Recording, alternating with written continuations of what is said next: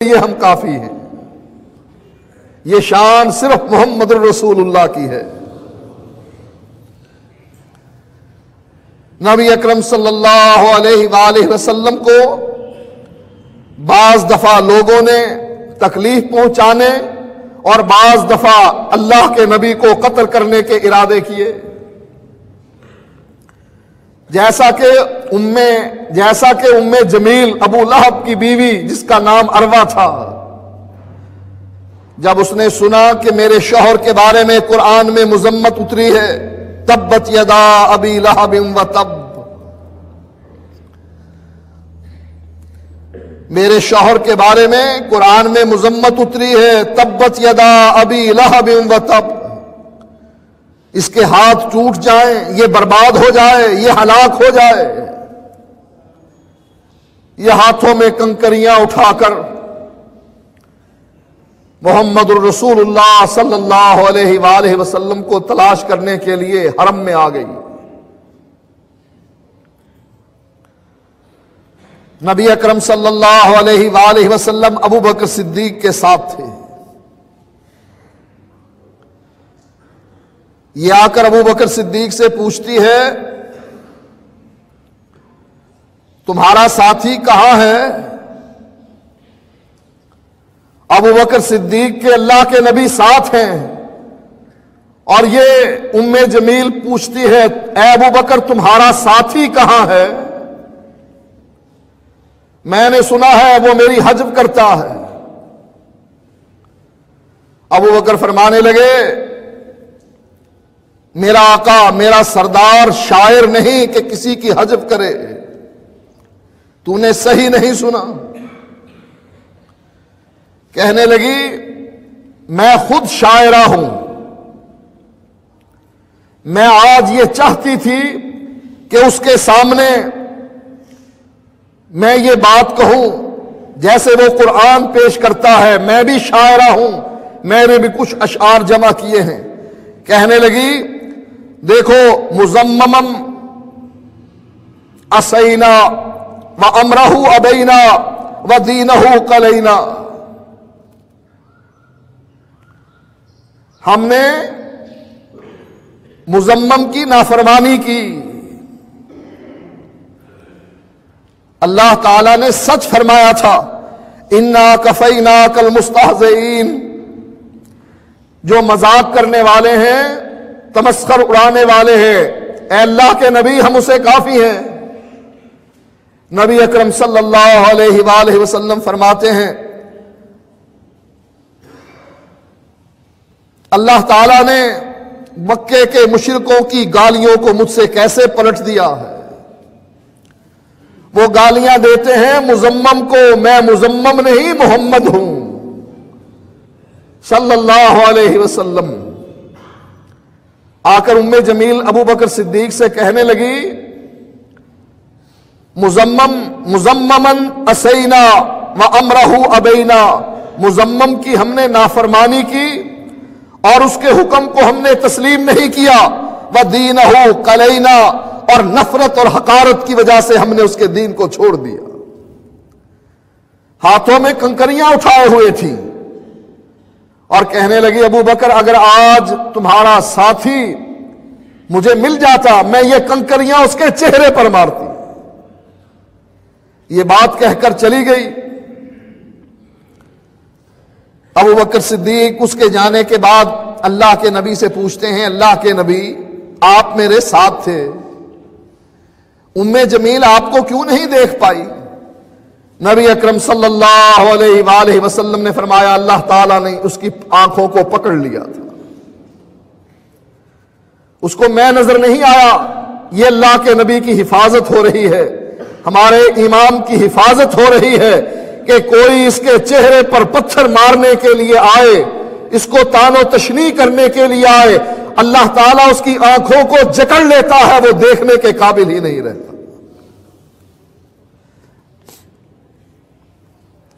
ایک مرتبہ ابو جہل حرم میں مکے کے سرداروں سے کہتا ہے،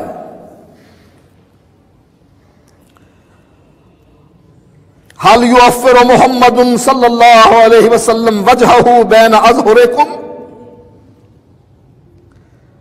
میں نے سنا ہے کہ تمہارے سامنے، تمہاری موجودگی میں، تم حرم میں موجود ہوتے ہو، تمہاری موجودگی میں محمد اپنے چہرے کو خاک آلود کرتا ہے۔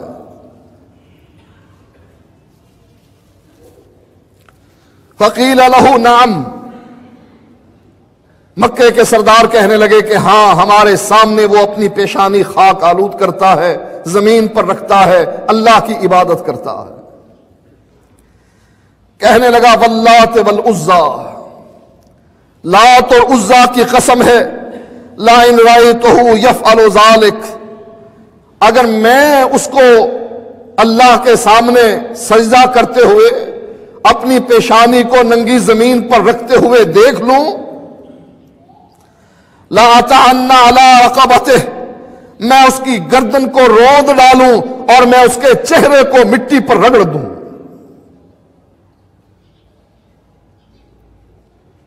اب اس خبیث کا نظریہ یہ تھا کہ اللہ کے نبی جب سجدے کی حالت میں ہو، اب وہ تو مجھے نہیں دیکھ پا رہے، میں ان کو دیکھ رہا ہوں، ان کی نگاہیں نیچے ہیں زمین کی طرف، اور اللہ کے نبی جب سجدے میں جاتے، نفلی نماز جب ہوتی، اتنا لمبا سجدہ کرتے کہ حضرت عائشہ رضی اللہ تعالی عنہا اللہ کے نبی کے پاؤں ہلا کر دیکھتی کہ کہیں سجدے میں فوت تو نہیں ہو گئے۔ اس بدبخت نے وہ موقع غنیمت جانا کہ اللہ کے نبی جب سجدے کی حالت میں ہو، آپ کی آنکھیں زمین کی طرف ہو، چہرہ اپنی پیشانی آپ نے زمین پر رکھی ہوئی ہو، ایسی حالت میں جب وہ ارد گرد سے بے خبر ہوں، اگر میں اس حالت میں اس کو دیکھوں، لات اور عزیٰ کی قسم ہے، میں اس کی گردن کو روند ڈالوں، اس کے چہرے کو خاک آلود کر دوں۔ یہ قسم کھائی، فاتا رسول اللہ صلی اللہ علیہ وآلہ وسلم،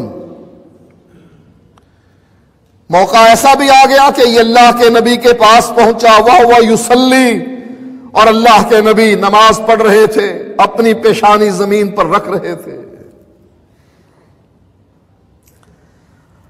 زعم ليت على رقبته، وہ اس زوم میں چلا کہ اللہ کے نبی کی گردن کو روند ڈالے۔ قال فما فجئهم منه الا وهو ينكص على عقبيه ويتقي بيديه، پتھر اس نے اٹھایا، ایک روایت میں ہے کہ یہ نبی کے سر کو پتھر سے کچلنے کا ارادہ کرتا تھا، ایک روایت میں یہ ہے کہ وہ نبی کی گردن کو روندنے کا اور نبی کے چہرے کو زمین پر رگڑنے کا ارادہ کرتا تھا۔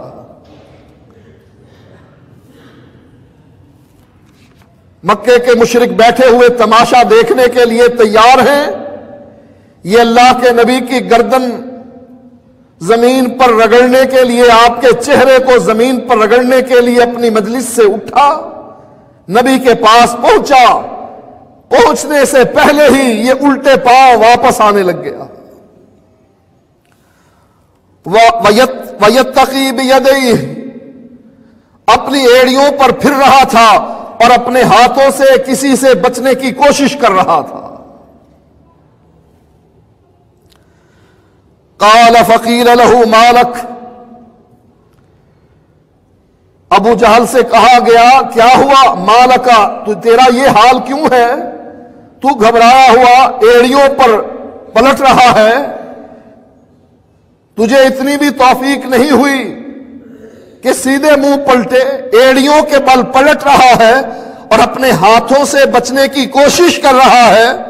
فقال ان بینی وبینہ لخندقا من نار، یہ بدبخت کہنے لگا میرے درمیان اور محمد الرسول اللہ صلی اللہ علیہ وسلم کے درمیان لخندقا من نار، آگ کی ایک خندق حائل ہو گئی.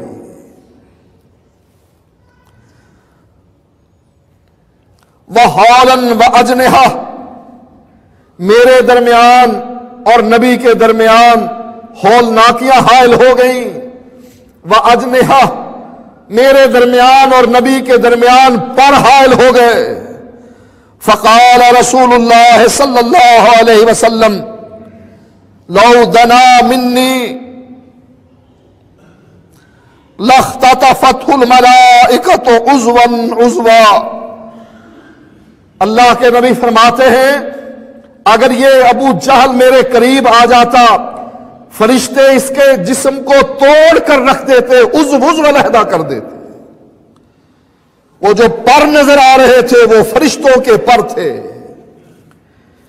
ہمارے آقا کی حفاظت کے لیے اللہ تعالیٰ نے کیسا انتظام کیا کہ اگر کوئی بندہ آپ کو تکلیف پہنچانے کے لیے، قتل کرنے کے ارادے سے، آپ کو سخت اذیت دینے کے غرض سے آئے، اللہ اس کے درمیان اور نبی کے درمیان آگ کی خندق قائم کر دیتا ہے، ہولناکیاں بکھیر دیتا ہے، فرشتوں کو اس کی مدد کے لیے آسمان سے بھیج دیتا ہے.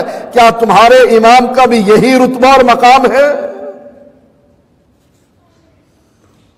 عباسی بادشاہ نے امام ابو حنیفہ کو قید کر دیا اور قید کی حالت میں ہی امام ابو حنیفہ رحمت اللہ علیہ کو موت آ گئی. یہ شان کس کی ہے جس کے بارے میں اللہ فرماتا ہے واللہ یعصمک من الناس. اے اللہ کے نبی کلمہ حق آپ بلند کیجئے، لوگوں سے بچانے والا میں ہوں. انا کفیناک المستہزئین، اے نبی کلمہ حق بلند کیجئے، ان بدبختوں کو سزا دینے والا میں اکیلا کافی ہوں.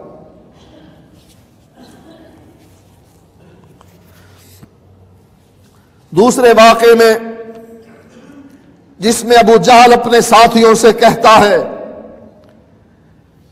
کہ تمہارے سامنے یہ نبی اپنی پیشانی زمین پر رکھتا ہے، سجدے کرتا ہے، اللہ کو منانے کی کوشش کرتا ہے، میرے سامنے اگر اس نے سجدہ کیا میں سجدے کی حالت میں پتھر اٹھا کر اس کا سر کچل دوں. یہ بدبخت اپنے ارادے کی تکمیل کے لیے پتھر اٹھا کر نبی کے سر کو کچلنے کے لیے آگے بڑھا. اتنا بدحواس ہو کر واپس پلٹا کہ پتھر پھینکنا بھی بھول گیا، پتھر اس کے ہاتھوں سے چپک کر رہ گیا. بہت ہی سہما ہوا، رنگ اس کا فک ہو گیا، ڈرا ہوا. مکے کے سردار جو تماشا دیکھنے کے لیے بیٹھے تھے پوچھنے لگے ابو الحکم کیا ہوا؟ کہا اللہ کی قسم جب میں اس کے قریب گیا میں نے ایسا اونٹ دیکھا کہ زندگی بھر ایسا اونٹ نہیں دیکھا تھا. میں نے اس کا اتنا بڑا سر دیکھا، اس سے پہلے میں نے اس سے بڑا سر نہ دیکھا تھا. میں نے اس کا جبڑا دیکھا اور اس کے اندر خوفناک دانت دیکھے، وہ مجھے کھا جانا چاہتا تھا. نبی اکرم صلی اللہ علیہ وآلہ وسلم فرماتے ہیں اللہ تعالیٰ نے جبریل کو میری حفاظت کے لیے بھیج دیا تھا. یہ نبی سجدے میں جائے، جب اس کو کوئی دیکھنے کے اس حالت میں جائے کہ یہ دیکھنے کے قابل نہ رہے، اس کی نگاہیں زمین کی طرف ہو، اپنے ارد و گرد سے بالکل بے خبر ہو، اس کو کوئی پتہ نہ ہو کون آ رہا ہے کون جا رہا ہے. اس حالت میں اگر دشمن اس کو نقصان پہنچانا چاہے، اللہ آسمان سے جبریل اور اپنے فرشتوں کو بھیج کر اس کی حفاظت کرتا ہے. اس کے درمیان اور اس کے دشمنوں کے درمیان آگ کی خندق قائم کر دیتا ہے. اس کے درمیان اور اس کے دشمنوں کے درمیان آگ کی ہولناکیاں رکھ دیتا ہے کہ دشمن اس تک پہنچنے کے قابل نہیں رہتا. اسی لیے فرمایا وَمَا يَسْتَوِي الْأَعْمَى وَالْبَصِيرُ وَلَا الظُّلُمَاتُ وَلَا النُّورُ ولا الذل ولا الحرور وما يستوي الاحياء ولا الاموات، جس طرح بینا اور نابینا برابر نہیں ہو سکتے ہیں،